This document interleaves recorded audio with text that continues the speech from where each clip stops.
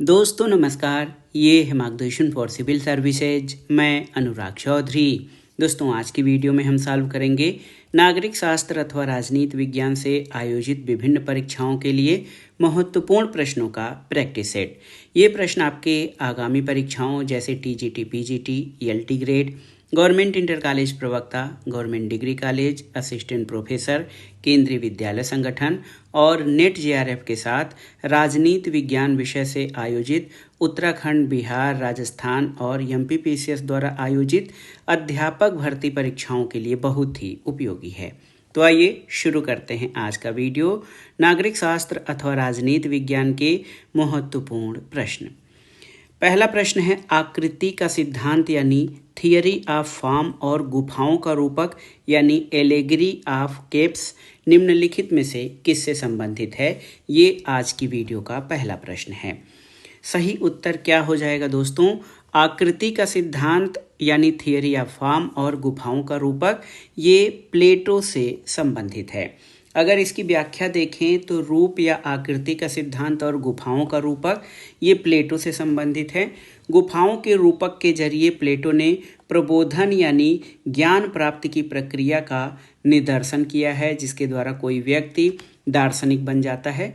प्लेटो ने अपनी पुस्तक रिपब्लिक में यह तर्क दिया कि हम अपनी इंद्रियों के जरिए जिन वस्तुओं का अनुभव करते हैं वे विशेष वस्तुएं होती हैं और हम किसी अमूर्त चीज़ का अनुभव नहीं करते, हम वस्तुओं के विचार तक नहीं पहुंच पाते। इस तरह प्लेटो के अनुसार ज्ञान वही है जो हम प्रत्यक्ष रूप से देखते हैं। अगला प्रश्न है, वितरणात्मक न्याय मुख्यतः सम्मान या संपदा के वितरण यानी डिस्ट्रीब्यूशन से संबंधित है। ये किसने कहा है? प्लेटो, अरस्तु, मार्क्स या ग्रामसी? तो सही उत्तर है ये कथन अरस्तु का है। दोस्तों आप जान लीजिए, अरस्तु कहते हैं कि वितरणात्मक न्याय या डिस्ट्रीब्यूटिव जस्टिस मुख्यतः सम्मान या संपदा के वितरण से संबंधित है और इस सिद्धांत के अनुसार समान लोगों के साथ समान बर्ताव किया जाना चाहिए और असमान लोगों के साथ असम व्यवहार किया जाना चाहिए। इसमें से जो है आप कहते हैं कि उनके अनुसार पद, प्रतिष्ठा और धन संपदा का वितरण अंकगणितीय अनुपात से नहीं होना चाहिए बल्कि रेखागणितीय अनुपात में होना चाहिए। इसका मतलब ये होता है कि इनमें से सबको बराबर हिस्सा नहीं मिलना चाहिए बल्कि प्रत्येक को अपनी योग्यता के अनुसार हिस्सा मिलना चाहिए। अगले प्रश्न पर आते हैं, प्राकृतिक और परंपरागत असमानता के बीच किसने विभेद किया है या किसने अंतर किया है?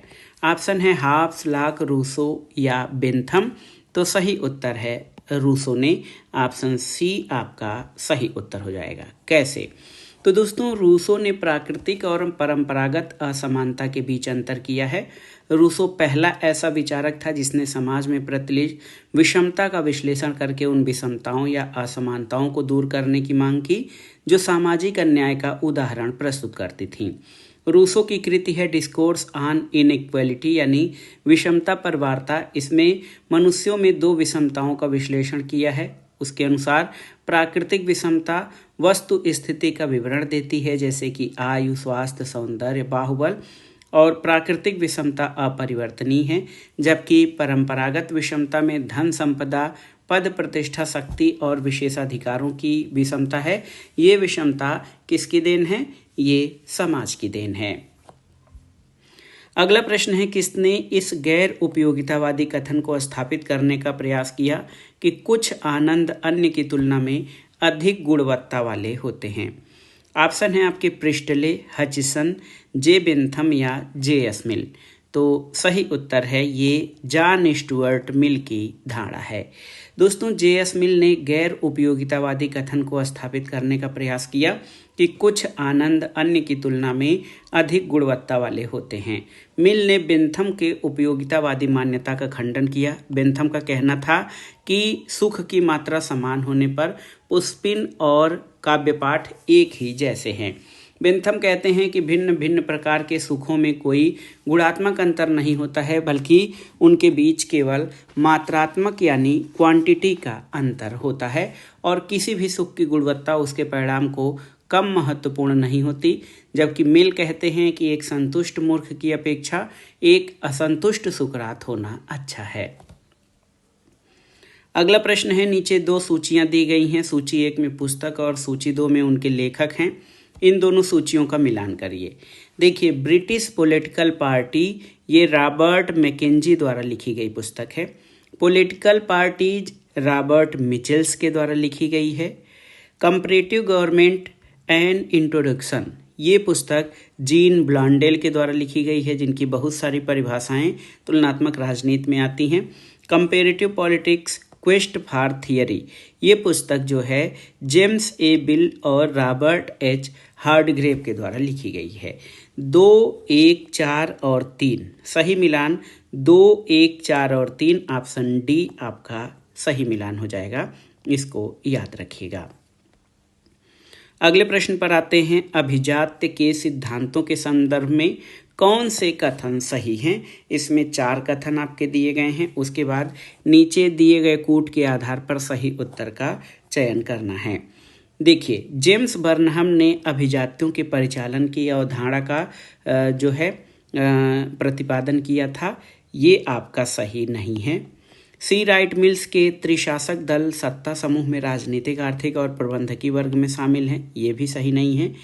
जी मोस्का यानी गिटानो मोस्का ने अभिजात्य की व्यक्तिगत विशेषताओं पर बल दिया है, बिल्कुल सही है। और अभिजात्य सिद्धांत बहुलवाद का समर्थन करता है, ये भी आपका सही है।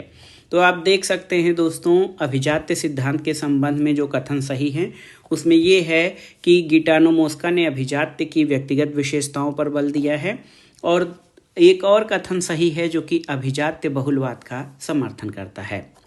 देखिए, पहला कथन कहा गया है कि जेम्स बर्नहम ने अभिजात्यों के परिचालन की अवधारणा का प्रतिपादन किया है, तो अभिजनों के परिचालन की व्यवस्था जो है पैरेटो के द्वारा इसकी व्याख्या की गई है। और अभिजात्य सिद्धांत जो है बहुलवाद का समर्थन करता है। इसके अनुसार प्रत्येक समाज में बड़ी संख्या में ऐसे समूह पाए जाते हैं जो सत्ता के संघर्ष में और एक दूसरे पर अपना आधिपत्य बनाए रखते हैं। तो पैरेटो के अनुसार समाज मुख्यतः 2 वर्गों में, यहाँ पर त्रिशासक दल नहीं बल्कि 2 वर्गों में बटा होता है, एक तो विशिष्ट वर्ग और दूसरा गैर विशिष्ट वर्ग। इन दोनों के बीच या इन दोनों वर्गों के बीच प्रतिस्पर्धा चलती है, और जो सत्ता में नहीं रहते हैं ऐसे विशिष्ट वर्ग, एक तो सत्ता में रहने वाले विशिष्ट वर्ग। तो 2 वर्गों की बात करता है सी राइट मिल्स, गैर सत्तारूढ़ विशिष्ट वर्ग और सत्तारूढ़ विशिष्ट वर्ग। और सत्तारूढ़ जो है क्या करता है, विशिष्ट वर्ग को हटाकर स्वयं सत्तारूढ़ होता है, और ये प्रक्रिया चलती रहती है। यानी जो सत्ता में रहता है वो सत्ता में, एक वर्ग सत्ता में रहता है, दूसरा सत्ता में नहीं रहता है। सत्ता में नहीं रहने वाला वर्ग सत्तारूढ़ दल को हटाने का प्रयास करता है, जिससे इनके अभिजनों के परिसंचरण की व्यवस्था चलती रहती है। तो इस प्रश्न में केवल 3 और 4 आपके सही हैं, ऑप्शन डी आपका सही उत्तर है। अगला प्रश्न कथन और कारण से संबंधित है। कथन है, देखिए कथन है आपका कि जेएस मिल के लिए इच्छा शक्ति राज्य सहित सभी संस्थाओं का आधार है, बिल्कुल सही है। कारण है कि इच्छा शक्ति न केवल संख्या पर निर्भर है बल्कि इसका एक गुणवत्तापरक आधार है, और वो इच्छा शक्ति जो संस्थाओं को बनाती है विश्वास का रूप ले लेती है। तो ये कथन बहुत ही महत्वपूर्ण है, कथन सही है, कारण सही है, और कारण कथन की सही व्याख्या भी करता है। ऑप्शन ए आपका सही उत्तर हो जाएगा। दोस्तों, मिल के लिए इच्छा शक्ति राज्य सहित सभी संस्थाओं का आधार है, और वो कहते हैं कि इच्छा शक्ति न केवल संख्या पर निर्भर है बल्कि इसका एक गुणवत्तापरक आधार है, और वो इच्छा शक्ति जो संस्थाओं को बनाती है विश्वास का रूप ले लेती है। मिल का कहना है कि एक विश्वास वाला व्यक्ति एक ऐसी सामाजिक शक्ति है जो कि 99 कोरे स्वार्थी व्यक्तियों के बराबर है। अगले प्रश्न पर आते हैं। सी राइट मिल्स की रचना द पावर एलीट 1956 ने निम्नलिखित में से किसमें अभिजनों का सामान्य विश्लेषण प्रस्तुत किया है। सी राइट मिल्स की रचना है, याद रखिएगा, द पावर एलीट, जिसका प्रकाशन 1956 में हुआ था। इसमें से किसमें अभिजनों का सामान्य विश्लेषण प्रस्तुत किया गया है। ऑप्शन है संपूर्ण पूंजीवादी जगत में, ऑप्शन बी है उत्तरी अमेरिका और पश्चिमी यूरोप के विकसित पूंजीवादी जगत में, सी है उत्तरी अमेरिका, पश्चिमी यूरोप और जापान के विकसित पूंजीवादी राष्ट्रों में, और डी है संयुक्त राज्य अमेरिका के विकसित पूंजीवाद में। तो सही उत्तर आपका हो जाएगा सी। राइट मिल्स की रचना द पावर एलिट ने संयुक्त राज्य अमेरिका के विकसित पूंजीवाद में अभिजनों का सामान्य विश्लेषण किया है। तो सही उत्तर हो जाएगा ऑप्शन डी। सी। राइट मिल्स की रचना द पावर एलिट संयुक्त राज्य अमेरिका के अभिजनों का सामान्य विश्लेषण प्रस्तुत करती है। अगला प्रश्न है, आप देखिए ये किसका निरूपण है कि शक्ति पैसे की तरह है। शक्ति पैसे की तरह है, ये कथन टालकार्ड पार्सन्स का है।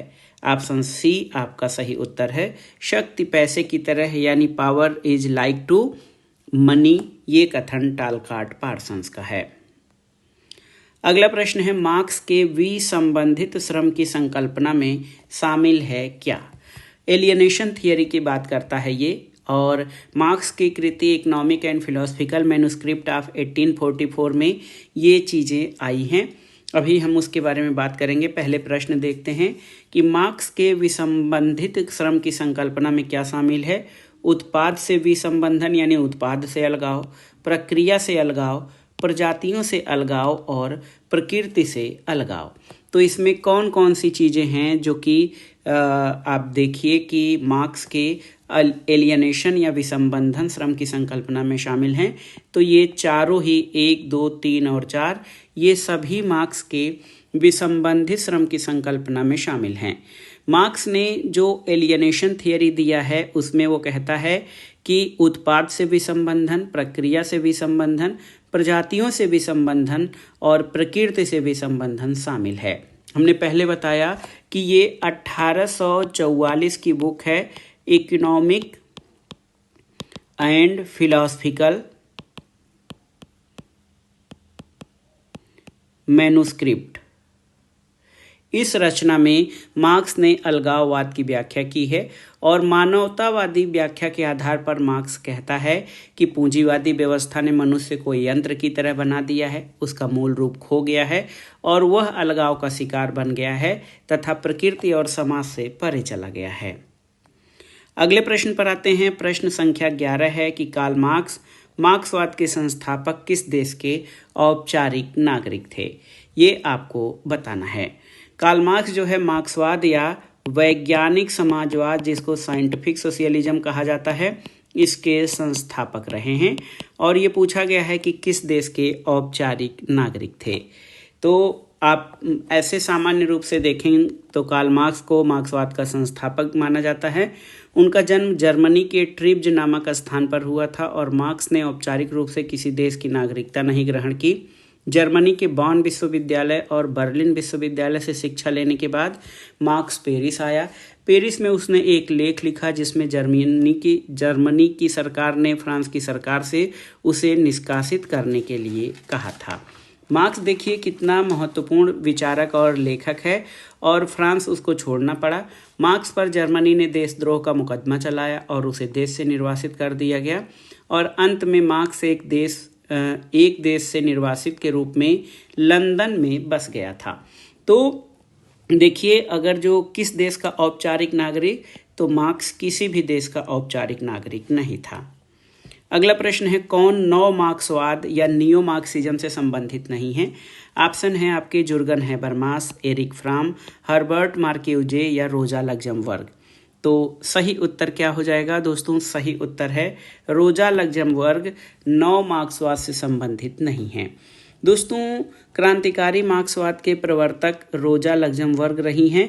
उन्होंने सैद्धांतिक मार्क्सवाद में अपनी आस्था जताई।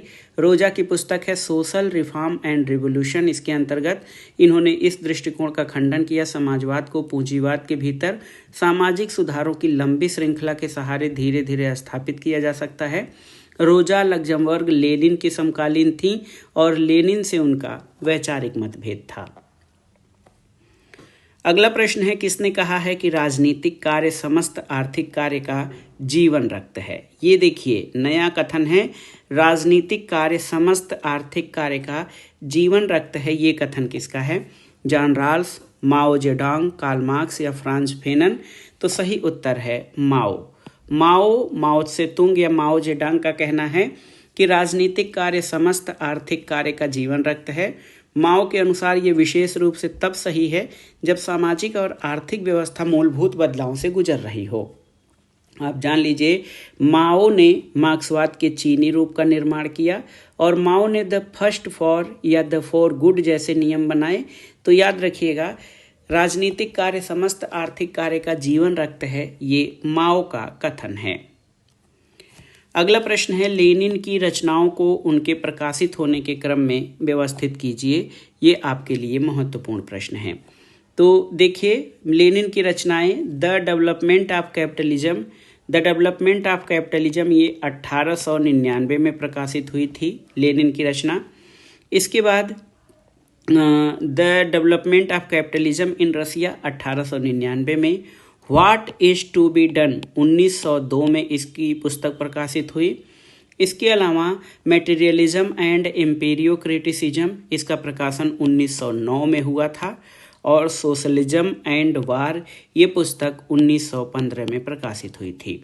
तो जो क्रम हो जाएगा, ये आप देखिए, क्रम है 4, 3, 1, 2। ये सभी पुस्तकें लेनिन के द्वारा लिखी गई हैं। The development of capitalism in Russia 1899 में लिखी गई।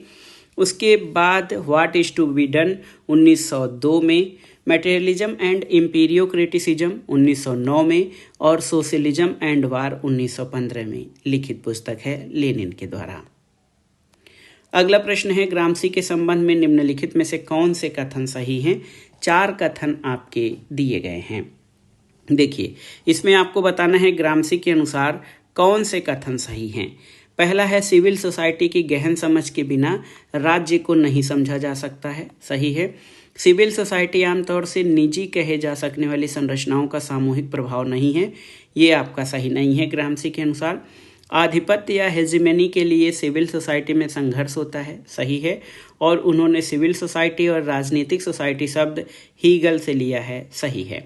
तो यहाँ पर 1, 3 और 4 ये कथन आपके सही हैं, 2 सही नहीं हैं। क्योंकि ग्राम्सी के अनुसार बुर्जुआ समाज केवल आर्थिक शक्ति के आधार पर शासन नहीं करता, बल्कि उसकी विचारधारात्मक शक्ति की भूमिका महत्वपूर्ण होती है। ग्राम्सी के विचारों में सिविल सोसाइटी के माध्यम से शासक वर्ग पूंजीवादी व्यवस्था बनाए रखता है और ग्राम्सी के अनुसार जनता शक्ति द्वारा शासित न होकर विचारों द्वारा शासित होती है। जब शासन का आधार शक्तियां बन जाती हैं तो प्रभुत्व या प्राधान्य के सामने उसके अस्तित्व का संकट उत्पन्न हो जाता है। तो यहाँ पर ऑप्शन सी आपका सही उत्तर है। अगला प्रश्न है, मार्क्स के द्वंद्वात्मक भौतिकवाद की निम्नलिखित में से कौन सी विशेषताएं सही हैं। 4 हैं यहाँ पर, इसके आधार पर आपको बताना है कि कौन सी विशेषताएं जो हैं ये द्वंद्वात्मक भौतिकवाद के आधार पर सही हैं। पहला है कि इतिहास की संपूर्ण सामूहिक घटनाओं का निर्धारण आर्थिक स्थितियों के द्वारा होता है, बिल्कुल सही है। उत्पादन या प्रोडक्शन सर्वाधिक महत्वपूर्ण मानवीय क्रियाकलाप है, सही है। और व्यक्ति अकेले की तुलना में संघ में रहकर अधिक उत्पादन करता है, ये भी सही है। और धर्म जनता की अफीम है, ये भी सही है। तो मार्क्स के डायलेक्टिकल मटेरियलिज्म के अनुसार ये सभी विशेषताएं सही हैं। कूट के आधार पर अगर जो देखेंगे तो 1, 2, 3, 4 यानी ऑप्शन डी आपका सही उत्तर हो जाएगा।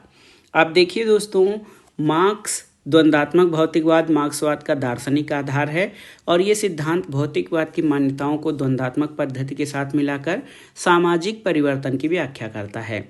मार्क्स जो है वो समाज की आर्थिक संरचना को समाज का आधार मानता है और मार्क्स कहते हैं कि जब उत्पादन की शक्तियों में परिवर्तन होता है तो नए उत्पादन संबंध बनते हैं जिससे कि नया समाज अस्तित्व में आता है। अगला प्रश्न बहुत ही महत्वपूर्ण है, किसने कौटिल्य द अर्थशास्त्र नामक पुस्तक लिखी है। ये बहुत ही महत्वपूर्ण पुस्तक है। कौटिल्य द अर्थशास्त्र नामक पुस्तक किसके द्वारा लिखी गई है। तो ये हैं L.N. रंगराजन।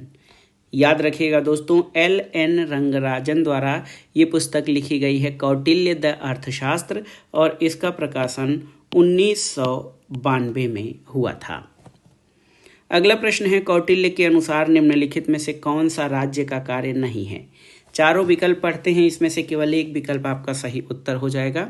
यहाँ पर देखिए उसका अधिग्रहण जो उसके नियंत्रण और स्वामित्व में नहीं है, ये राज्य का कार्य है।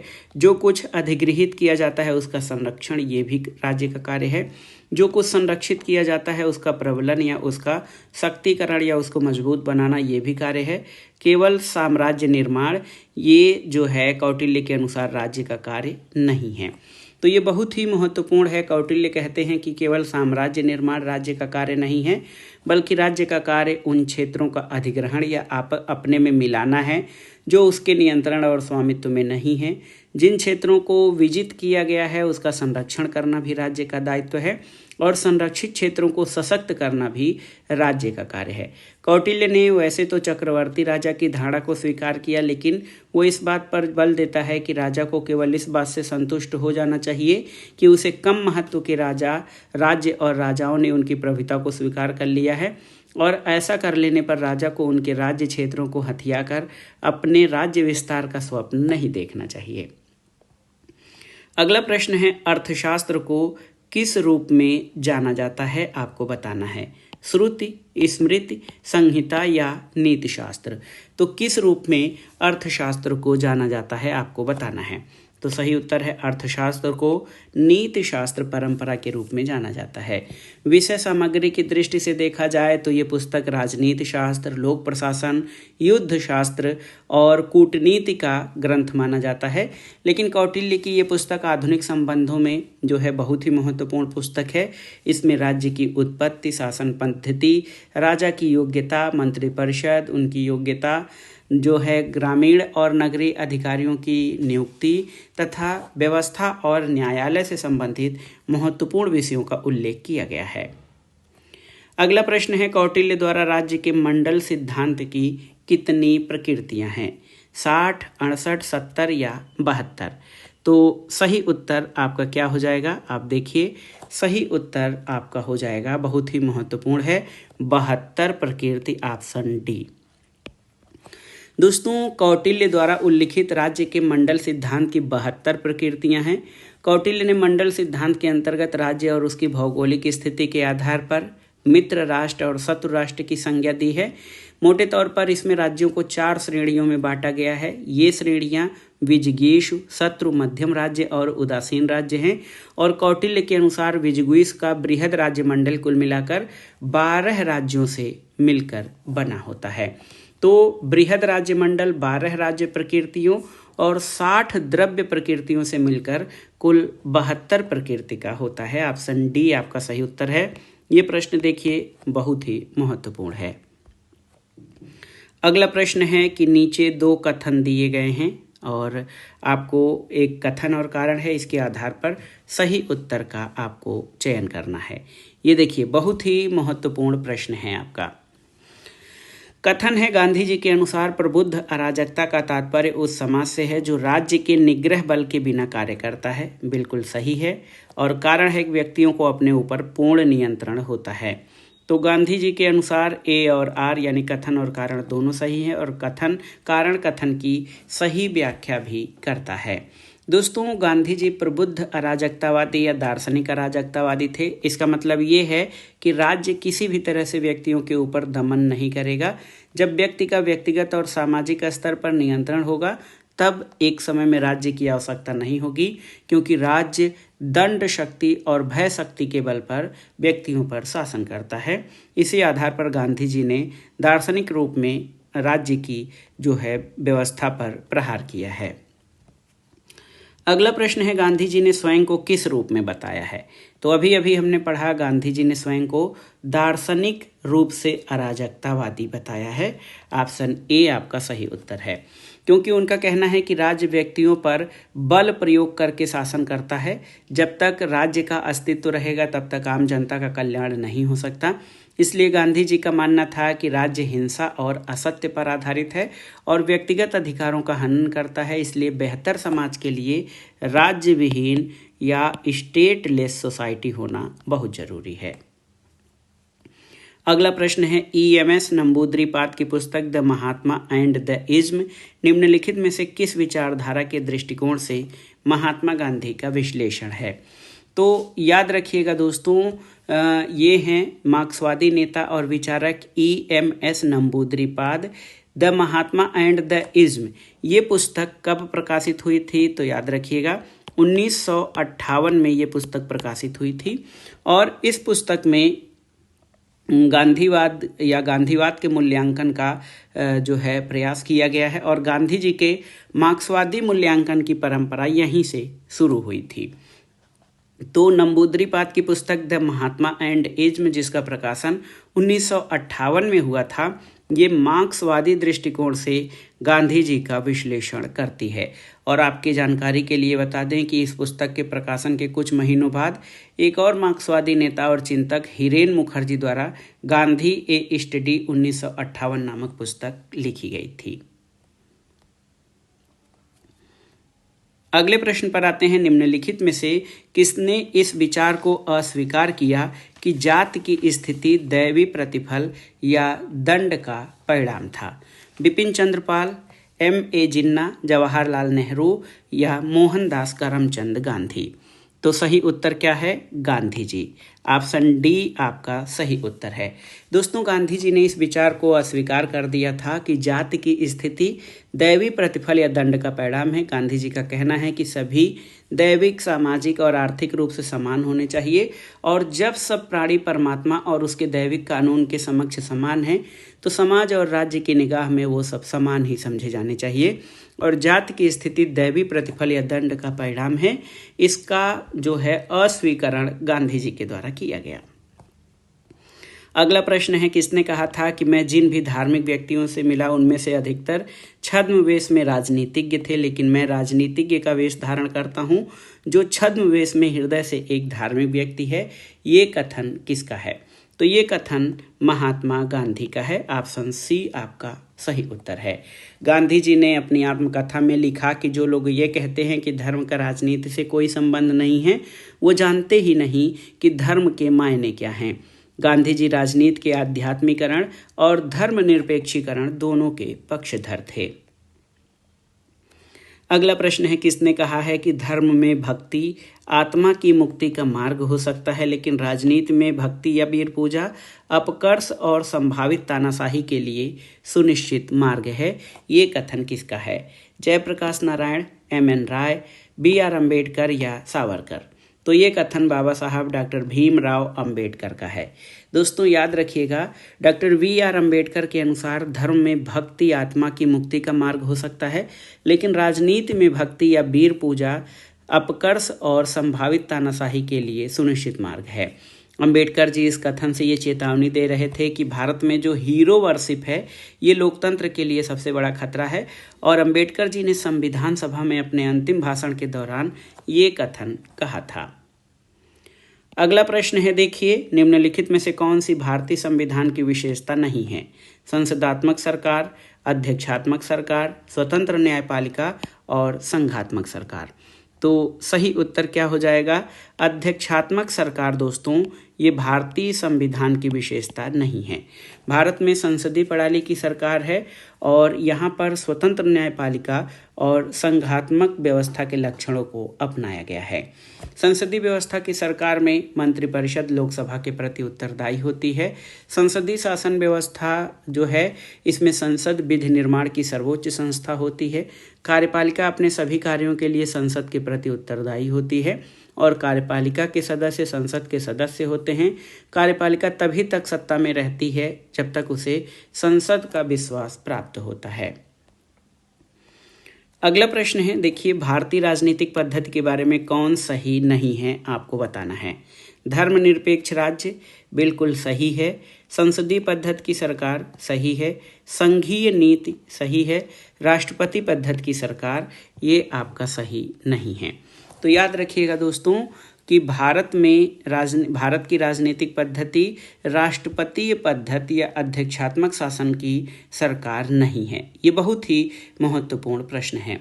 भारत में संसदीय प्रणाली की सरकार है, और राष्ट्रपति शासन का यहाँ पर औपचारिक प्रधान मात्र होता है।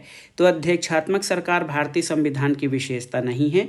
संसदात्मक सरकार, संघात्मक सरकार और स्वतंत्र न्यायपालिका। इसके अलावा देखिए भारत में संघीय नीति की विशेषताओं को अपनाया गया है। संसदीय प्रकार की सरकार है, लेकिन भारतीय संविधान जो है धर्मनिरपेक्ष राज्य और संघीय प्रणाली की विशेषताओं को अपने में समाये हुए है।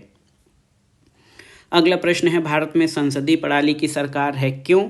तो याद रखिएगा, भारत में संसदीय प्रणाली की सरकार है और संसदीय प्रणाली की सरकार की मुख्य विशेषता मंत्रिपरिषद लोकसभा के प्रति उत्तरदायी है। और यहाँ पर आप जान लीजिए कि इस शासन पद्धति को उत्तरदायी सरकार भी कहा जाता है। अगला प्रश्न है, भारत के संदर्भ में संसदीय शासन प्रणाली में निम्नलिखित में से कौन से सिद्धांत संस्थागत रूप में निहित हैं? भारत के संदर्भ में संसदीय शासन प्रणाली में कौन से सिद्धांत संस्थागत रूप में निहित हैं, आपको बताना है।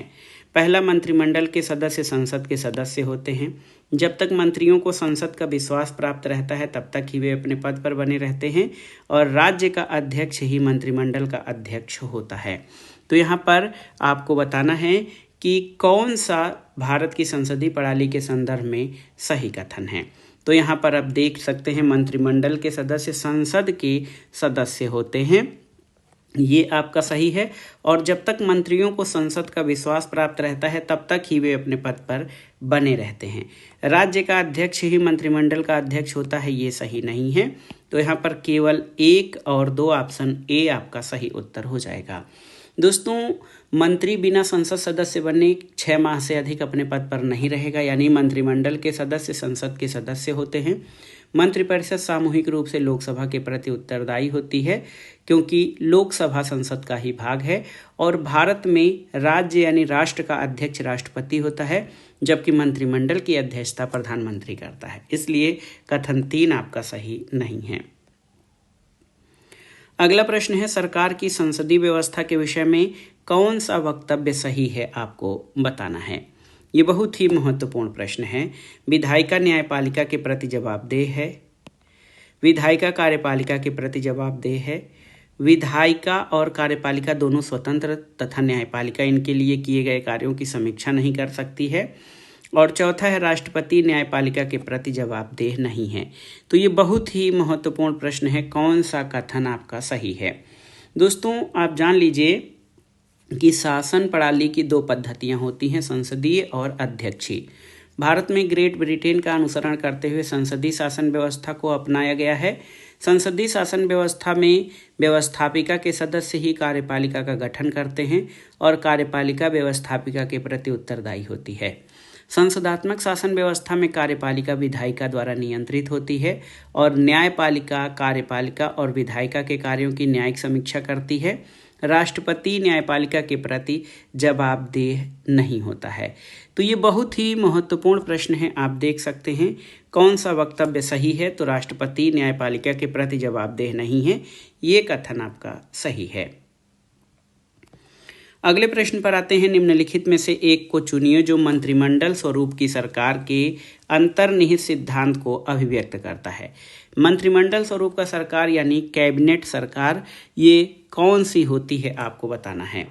तो आप देख सकते हैं, बहुत ही महत्वपूर्ण है कि इस प्रश्न का उत्तर आपका हो जाएगा कि संसदीय शासन प्रणाली को मंत्रिमंडलीय शासन प्रणाली या उत्तरदायी शासन प्रणाली भी कहा जाता है। तो इसका सही उत्तर आपका हो जाएगा, सरकार के जनता के प्रति सामूहिक उत्तरदायित्व को सुनिश्चित करने के लिए संसदीय लोकतंत्र की क्रियाविधि ये मंत्रिमंडलीय सरकार की विशेषता है। आप देख सकते हैं, बहुत ही महत्वपूर्ण है दोस्तों। ये जो जनता लोकसभा के सदस्यों का, पहले तो आप जान लीजिए कि संसदीय प्रणाली की सरकार में इसमें सरकार या मंत्रिपरिषद लोकसभा के प्रति उत्तरदायी होती है। लोकसभा सदस्यों का निर्वाचन जनता द्वारा प्रत्यक्ष रूप से किया जाता है, इसलिए सरकार के जनता के प्रति सामूहिक उत्तरदायित्व को सुनिश्चित करना ही मंत्रिमंडलीय स्वरूप की सरकार या संसदीय सरकार के अंतर्निहित सरकार हैं। अगला प्रश्न है, भारतीय संविधान के किस अनुच्छेद के अंतर्गत नागरिकों को मौलिक अधिकार प्रदान किए गए हैं? तो ये आसान सा प्रश्न है, भाग 3 में अनुच्छेद 12 से 35 तक। भारतीय संविधान के भाग 3 में अनुच्छेद 12 से 35 तक आप देख सकते हैं कि नागरिकों के मौलिक अधिकार दिए गए हैं। और कितने मौलिक अधिकार? 6 मूल अधिकार दिए गए हैं। अगला प्रश्न है, भारतीय संविधान का कौन सा अनुच्छेद संवैधानिक प्रावधानों को संघीय संसद या राज्य विधान पालिकाओं द्वारा बनाए गए नियमों कानूनों पर प्राथमिकता प्रदान करता है? तो ये बहुत ही महत्वपूर्ण प्रश्न है, आप देख सकते हैं दोस्तों, ये है अनुच्छेद 13। जब आप अनुच्छेद 13 पढ़ेंगे तो क्लियर होगा कि संविधान के अनुच्छेद 13 में ये प्रावधान है कि संघ और राज्य कोई ऐसा कानून नहीं बनाएंगे जो भाग 3 में दिए गए मौलिक अधिकारों को छीनता हो या न्यून करता हो। अगला प्रश्न है, राज्य के नीति निर्देशक तत्व के संबंध में निम्नलिखित कथनों पर विचार कीजिए। यहाँ पर 2 कथन दिए गए हैं और आपको बताना है कि इनमें से कूट के आधार पर कौन सा सही उत्तर है। तो नीति निर्देशक तत्व या डायरेक्टिव प्रिंसिपल ऑफ स्टेट ये न्यायालयों द्वारा प्रवर्तनीय नहीं है, बिल्कुल सही है। और दूसरा, कानून निर्माण में इन सिद्धांतों को लागू करना राज्य का कर्तव्य होगा। तो दोनों ही कथन नीति निर्देशक तत्वों के बारे में सही हैं। ऑप्शन बी आपका सही उत्तर हो जाएगा।